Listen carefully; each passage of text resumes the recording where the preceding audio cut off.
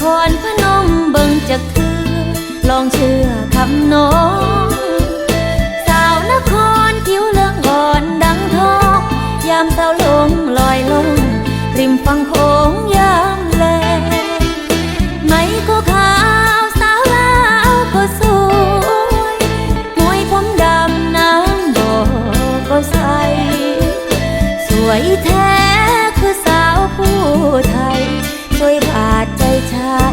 สาวยวนก็งามสวยบาดใจชายสาวยวนก็งาม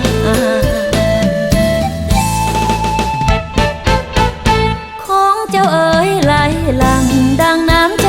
ชาวอีสานคงมันเลิศล้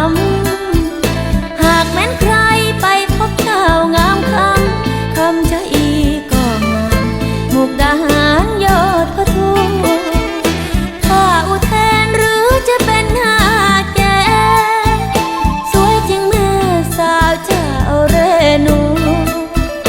หน้าหวานสาวดอนตาลก็น่าดูสวยเด่นงามรู้สาวเธอพนมสวยเด่นงามรู้ผู้สาวเธอพนม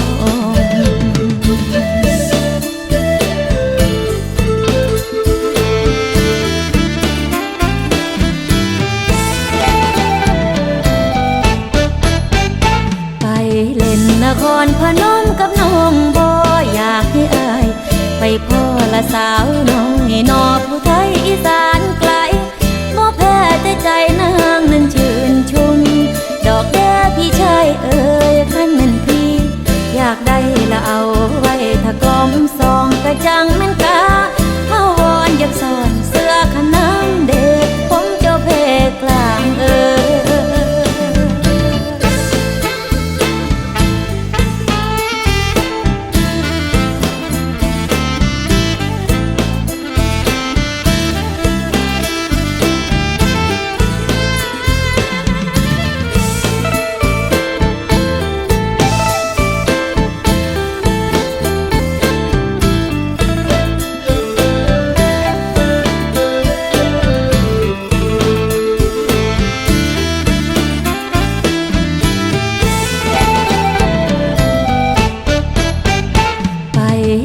นครพนมกับน้องบ่อยากให้อายไปพ่อละสาวน้อยนอผู้ไทยอีสานไกลบ่แพ้แต่ใจนางนั้นชื่นชุมดอกแด้พี่ชายเอ่ยคันแม่นพี่อยากได้ละเอาไว้ถ้ากล่อมซองกระจัง